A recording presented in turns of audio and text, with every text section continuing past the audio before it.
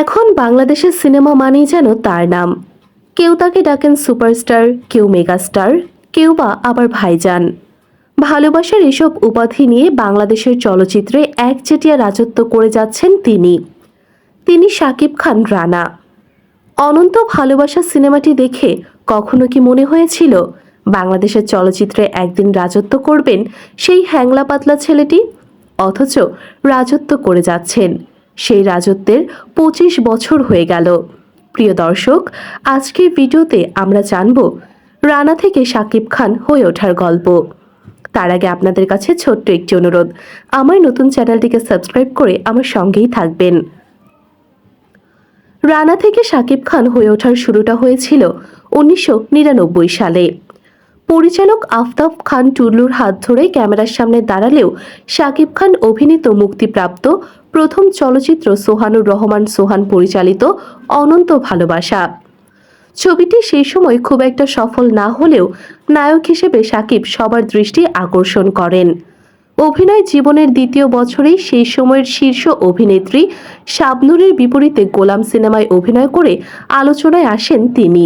এরপর আর পেছনে ফিরে তাকাতে হয়নি তাকে।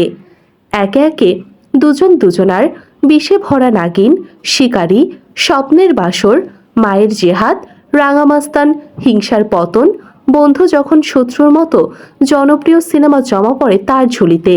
তবে এর মাঝে দেখেছেন ব্যর্থতার রূপও। তবুও থেমে থাকেনি তার পথ চলা। চিত্রনায়ক মান্নার মৃত্যুর পর চলচ্চিত্র যখন থমকে যাওয়ার উপক্রম, তখন আরও জ্বলে ওঠেন শাকিব খান। জ্বলছেন আজও। আজ ঢাকা তো কাল ভারত, মালয়েশিয়া, স্কটল্যান্ড, লন্ডন, তারপর অস্ট্রেলিয়া। অপ্রতিরোধ্য অগ্রযাত্রায় অপ্রতিদ্বন্দ্বী পথচলা শাকিব খানের। ঢাকাই ছবির এই নায়কের জীবন বদলে যায় ২০০৬ সালে কোটি টাকার কাবিন মুক্তির পর। সিনেমাটি পরিচালনা করেন FI মানিক।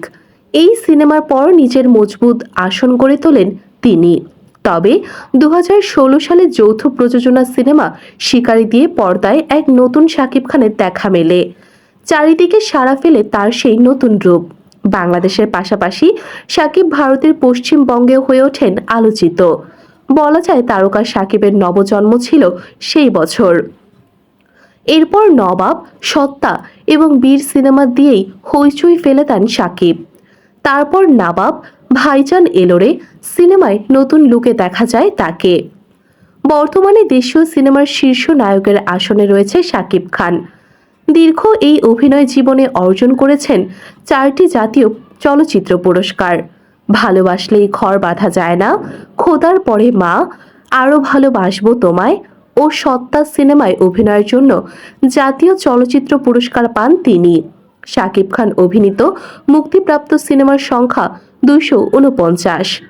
সর্বশেষ গত ঈদ উল ফিতরে মুক্তি পেয়েছে হিমেল আশরাফ পরিচালিত রাজকুমার সিনেমাটি।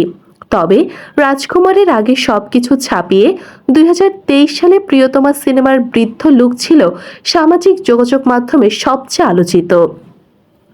এই ছবিটি সুপার ডুপার হিট করে।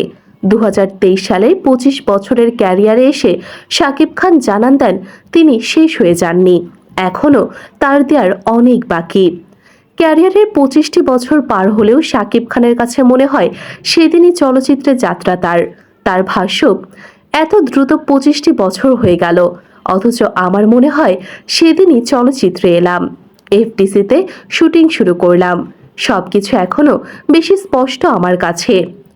২৫ বছরের এই সফরে কার কোন বিষয়টি এগিয়ে যেতে সবচেয়ে বেশি প্রেরণার ছিল জানতে চাইলে নায়কের সহজ উত্তর, আমি সবসময় বলি দর্শকের ভালোবাসাই আমার চলার শক্তি, সব বাধা ডিঙিয়ে এগিয়ে যাওয়ার প্রেরণা।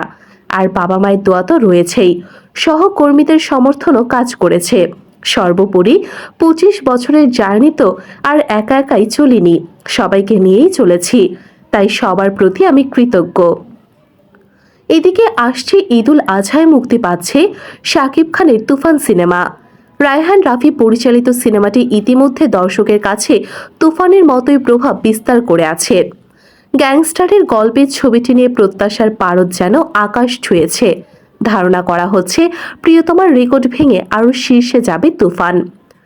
প্রিয় দর্শক, এই ছিল আজকের ভিডিওতে। আমার চ্যানেলটিকে সাবস্ক্রাইব করে আমার পাশেই থাকবেন। এতক্ষণ আমার সঙ্গে থাকার জন্য আপনাদের সকলকে অসংখ্য ধন্যবাদ।